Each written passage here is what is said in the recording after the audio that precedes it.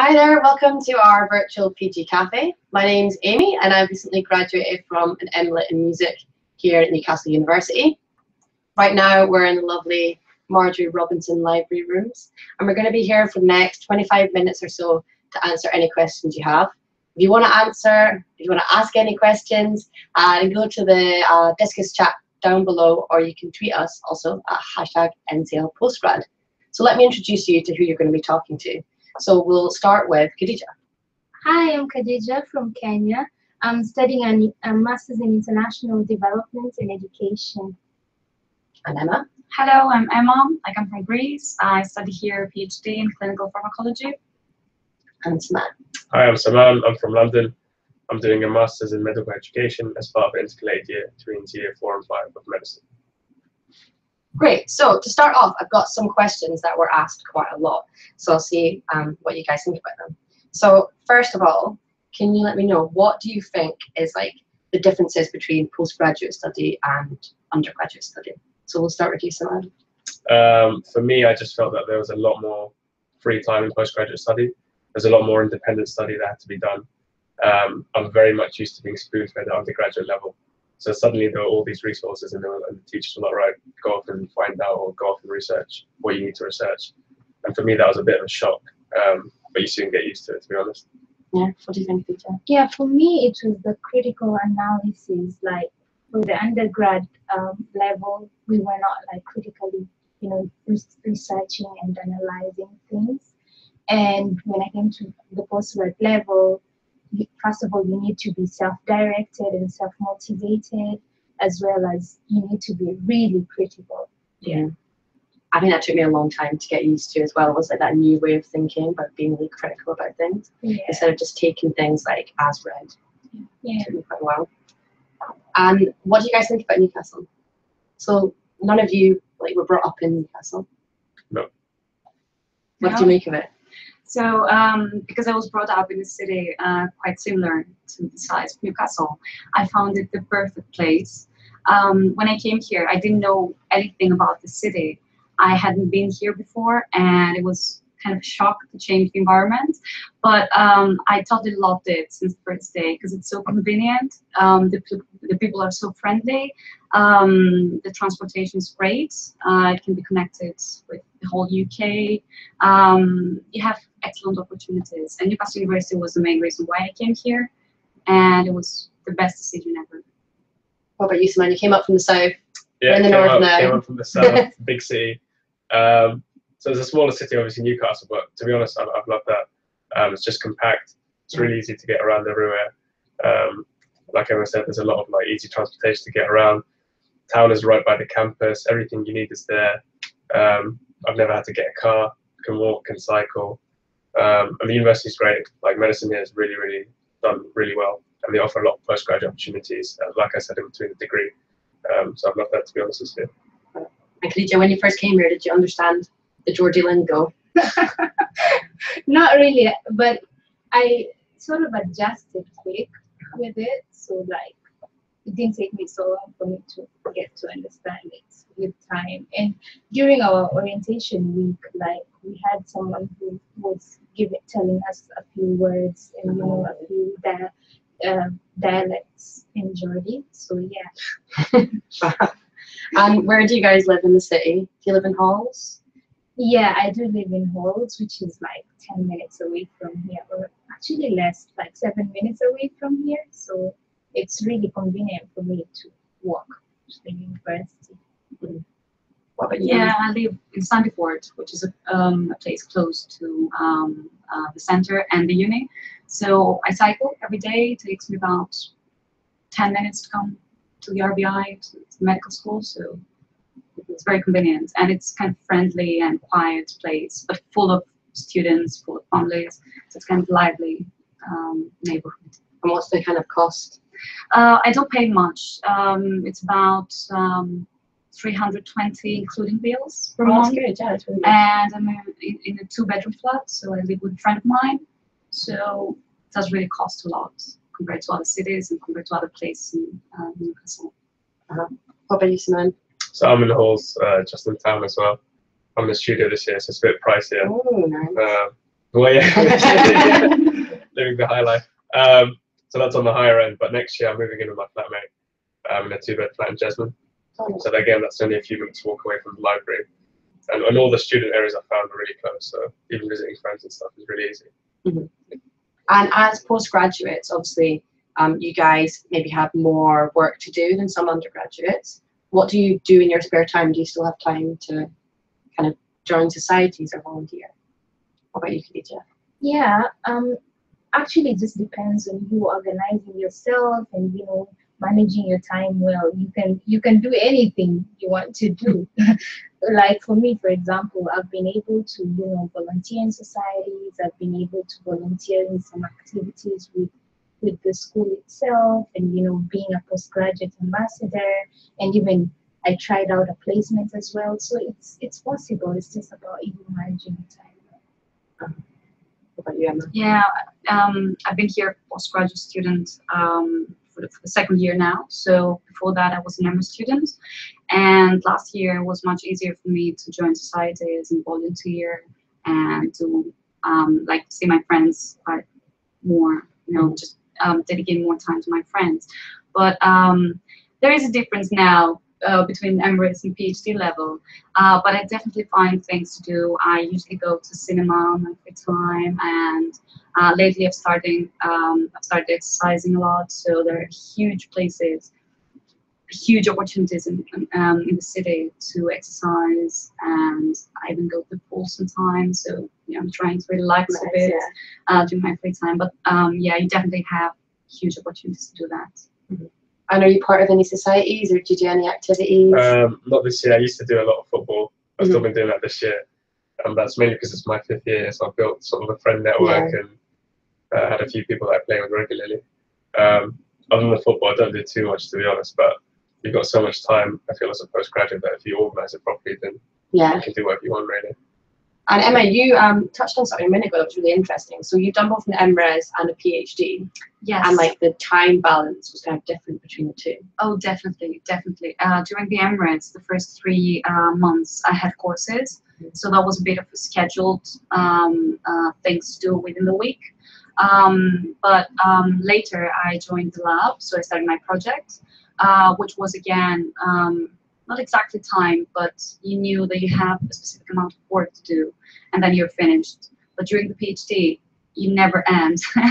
you never find the time to say, I'm in the lab, I have nothing to do. There are always projects running, there are always new ideas coming up. So you always have to do things, but of course you have to put a limit on that and say, for example, I have to find some free time to do other things as well, in order to stay balanced. But yeah. Great. So if anyone's joined us recently, we're here in the Marjorie Robinson Library Rooms at Newcastle University, and we are taking questions live. So if you would like to ask us a question, you can ask it in the Discus chat down below. You can tweet us at #NCLPostgrad. So we've got a great question coming in. People want to know about what the campus is like. Oh, that's easy. Yeah, what's it like? It's amazing. It's full of brain. Whenever I have walks around, I definitely go to campus and have walk around, sit a little bit, relax. It's so nice. It's full of green. The gardeners do a great job. I love flowers. I can't help taking photos and showing my friends where I am, where I'm working. Down at the medical school, we're next to the RVI, and there are places to go hang out as well. So it's nice. I mean, wherever you go on campus, you'll find some place to stay and have a coffee maybe if the weather's good. It's nice. I love the campus. What do you guys think about it? So you're based out of the medical school, aren't you? Yeah, I mean, this year I haven't really been very much near the medical school, but it's a really nice campus. Like Emma said, really green. I think architecturally it's really nice. So like the Armstrong I think it's a grade 2 listed building or something, but it's quite like profound and beautiful. You can see the old architecture. Lots of places to sit and relax. So yeah, not much more to that. Yeah, I really like the campus myself because I work on the campus now, and it's on the sunny days you can kind of stroll through. And luckily we will have a campus tour coming up after this video, so you can actually see it for yourself then. Matt and Ellie will be taking you around campus, and you'll see We're telling the truth. That is lovely. Great. So another question for you guys. One big thing that puts people off postgraduate study is how they're going to fund it. So can you chat a little bit about how you guys are maybe funding your postgrad degree? So there's kind of different ways of doing it. I know you're doing a PhD. Yeah. So how is a PhD funded? So as I said, I was an MR student last year, and then I had some discussions with my supervisor. And because I had the proper background and I was very good at what I was doing, obviously, he proposed me to stay, and he had some funding for from previous projects he had. So it was a university funding, and he just proposed me to stay with this funding, and I just said yes. So of course I followed the whole procedure of going through the application process at Newcastle University and the centralized procedure that I had actually done before my Emirates, but yeah, I was accepted. And what does that cover? It covers living expenses, research expenses, anything. And do you find that it's enough to live off? Yeah, it's definitely enough, because Newcastle is not really expensive. It's very cheap. I think one of the cheapest cities in the UK. Yeah. So as I said, I pay around 320 for my rent, and I don't know, living expenses would be something around £200 per month for a woman. So you know, it's not much. I can definitely afford it. Yeah. What about you guys? How are you funding your masters? Well, for me, I actually got a partial scholarship from the university, and the rest is being funded by my family. Yeah. That's quite a common situation. People will get like some scholarship, some family support, kind of call it portfolio funding. So it means that you get some money from here and some money from there. What is the scholarship called? It's called the Newcastle University East African Scholarship. Yeah. Right, so that's like a country specific one. Yeah. What about you, Simon? Mine's a bit unusual. So half of mine is funded by the NHS. So they'll fund any year in postgraduate study after the 4th year of medicine. So they're paying 3.4. And then Newcastle also gave me a bursary of 1,000 just for staying in Newcastle, which is great. So I only had to pay 1.8, and that was privately funded. But that's a lot more manageable than, say, paying a full amount. Yeah. Absolutely, yeah. So, in terms of application, when did you guys apply for your course? How early did you need to apply? I applied late April, Okay, early May, and I had a response 10 days later. So it was kind of early for me, but it was the right time to decide what to do, because I was finishing my degree, and it was the right time to know that I'm continuing to. Yeah. What about you guys? When did you apply? I think I was also late April. I was unsure throughout 4th year of undergraduate study. Spoke to my sort of course leaders, and they convinced me, you know, they all happy to chat, and yeah, I decided to go for it, and I got a reply, I think, in a month or two. So it was really quick as well. What about you, Khadija? I applied, I think, late April as well, and by around mid-May, I had a feedback. Yeah. So a lot of people worry that the postgrad applications have already run out or finished, but actually postgrad is quite different from undergraduate study, and you can apply year round. Would you recommend that international students apply at least 2 months in advance, so they've got all the time they need to do their visas? And also it's good to get it in early so you can get scholarships. But yeah. So I know that you've got a couple of years before you graduate. Yeah. You've got another year of your medical degree, and you're graduating soon. In the long run, what do you guys want to do after you graduate? So for me, because it's enough after a PhD degree, and because I'm a pharmacist, as an undergraduate degree, I'd like to work a little bit with the NHS. They offer some kind of training on clinical trials, which I'm currently doing during the PhD. So I'd like to search a little bit more about that. And if that doesn't happen, maybe industry would be a good idea, just for the experience. Because in my country, we don't really have this kind of opportunity. So I'd like to stay here and have some more opportunities in the workplace, which I can find in my country. Great. What are you thinking of for these ones?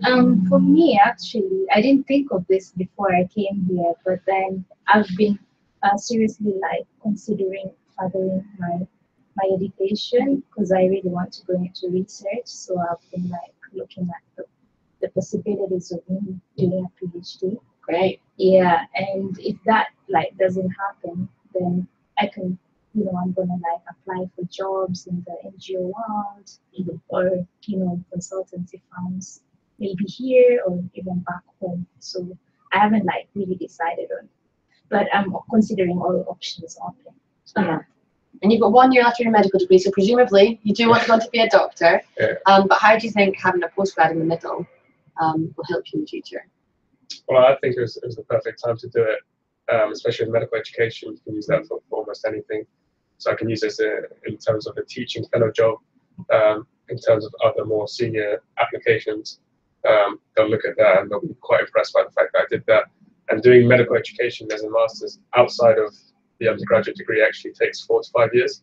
So getting it all done full time in 1 year was really, really useful, and hopefully will come useful in the future with my CV. Yeah.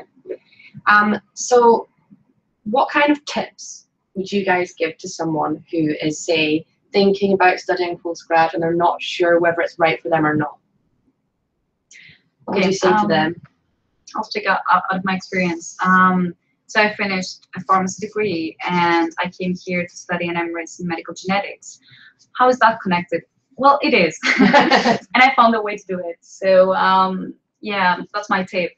If you want to do something and it seems rather weird or bizarre or people don't believe that you can make it, or I don't know, you might have a crazy idea and you want to make it, just try it, just do it, just apply for this degree, and it might be the right thing to do because it took me further to the PhD, which combined genetics and pharmacology. So it's an amazing thing to do, and just try it. What about you guys? What tips would you give?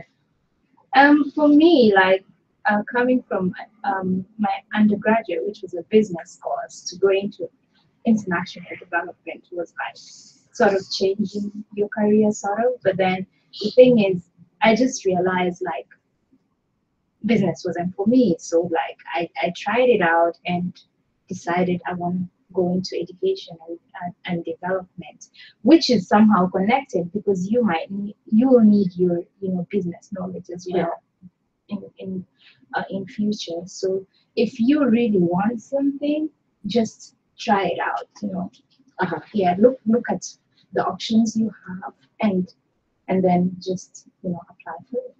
Great. And one tip that I found when I'm talking to like current postgraduates and people who are thinking about postgraduate study is that you really need to talk to the member of staff in the department that you'll be working with. Definitely. So like reach out to people, send them an email, call them, because they'll be able to help you so much. So we've got a question that's come in from Aman. Hello, Aman. And it's really good for you, Emma. He wants to know, how did you decide on your PhD topic?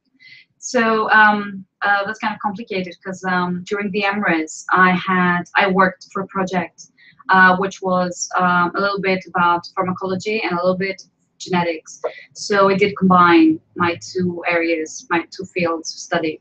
And then when I stayed, my supervisor had some already finished clinical trials for me to work on. So it's kind of, he found the right person who had experience with the technique that we use, which is HPLC. And he found the right person to do it and continue with some of the projects that he already had planned for maybe other students or someone later. So I didn't decide it in a way that I said I want to do that, but because it was very much connected to what I had done, I was more than happy to work in that area and go further a little bit with my degree. Mm-hmm. And how did you find that kind of process going? Oh, it was very easy, because when I had the proposal from my supervisor, it was around April last year. Mm-hmm. So he talked to me about the projects I'm going to follow, I'm going to do, to work on, if I said stay here. And all of them were connected. I work on anticoagulant drugs, so all of them had to do with anticoagulation, mm-hmm. but in different populations. and they did combine some genetics in between. So it was exactly what I wanted to do. What I had done, I had the experience, and I would like to have more. So it was exactly what I wanted. I couldn't find like something more adjusted to my interests. Yeah, and the way that the kind of PhD topic situation works across different universities is that, like, in the sciences and the medical sciences, often you'll come on board a topic or a project that already exists. Yeah. And often in like humanities, you'll find that people have kind of a project that's very personal to them and something that they've been wanting to do for quite a long time. So in like the humanities subjects and English literature and things like that, sometimes people get to propose their own ideas straight off. And you're obviously thinking of going on to PhD. Have you started thinking about the topics? How are you going to choose what to do? Basically, mine is also an existing project, and with my dissertation, what I'm working on actually right now is my professor started the School in the Cloud project. So like he was given a TED prize of I think it was $1 million, and he set up labs, 2 labs here in the UK and 5 in India. So when I went for my placement in India. That's when like I got to have the experience, and then when I got back and then I started thinking about it, I was like, yes, you wanted to do a PhD, but then like you haven't really thought about what exactly you want to do. Why don't you think about this? So yeah, I've approached my supervisor and I've talked to him about it. For now, I don't know feedback yet, but then it's an existing project as well. Great. Yeah. We haven't got long left, so I'd like to ask you guys a really important question. What is the best thing about being a postgraduate student? So I thought, Yeah, go for for it. me, it's I think it's the freedom you get, the freedom of time, freedom to sort of look into your own research, and you just get given so much space to sort of manage your own time, manage your own studies, manage your own social life. And for me, I found that quite refreshing from a very strict timetable at undergrad and being quite spoon-fed. So it was a bit of a shock initially, but as the year progressed, I found that I started to enjoy it a lot more, and I think I've quite missed this year actually. So hopefully, I'll take life skills away from this year that I'll sort of never forget. So managing my own time, giving myself my own sort of motivation, all these things that we didn't really develop at undergrad, I've now developed this year. So that's probably what I'll take forward and what I've loved the most. Yeah. What about you guys? Best thing about being a postgraduate student? For me, like you said, is the freedom first of all. Like you get to manage your own time and you know what to do at that time. And also the research skills that I got as a result of doing my postgraduate degree. To be honest, at some point at the beginning I was like, did I, like in my undergrad, was I really doing research back there? But then I've like learned a lot of research skills that's going to be helpful for me in my future career. Great. Yeah, for me it's the initiative you can get. So a PhD requires a lot of independent work and a lot of thinking. So you have some ready designed projects. But of course, there are many things to be changed, and depending on the techniques that you use in the lab, you might not have the results that you expect. So you need to find a way to do it. And that requires a lot of skills and a lot of thinking, a lot of searching. Yeah. So you can get initiative and you can propose new things and maybe work on techniques that you have never worked before, and maybe even set them up for the lab if nobody has worked in them. So because it happened to me, I found it very interesting, and I'll take a lot out of it in the end.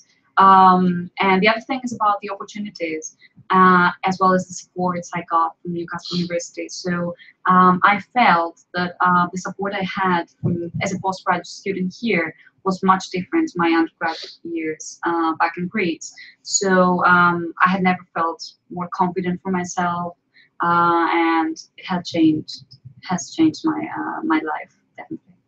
Great. And for you guys living in Newcastle, what's your favourite thing about being here? What do you like to get up to in the city? I know it's a tricky question. Yeah, I have Should so I- many places. Should I start? Yeah, For go me, for it. I think it's the quayside. I love the quayside, and I want to get away from my books and all the stress in the library or wherever I'm studying from, and just go to the quayside. Especially if it's a sunny day, it's really beautiful to just sit there and look around.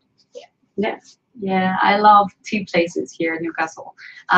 There's one called Quillen Brothers, right next to the campus, and I love it because it offers, I don't know, hundreds or maybe thousands of tea varieties. And because when I came here, I didn't used to drink tea, and I've now loved it. You've got to I'm drink telling tea you, over I'm telling here. you guys, you have to try so many different teas just to make a decision on what you really like. So I love anything that has to do with afternoon tea or generally tea at Newcastle.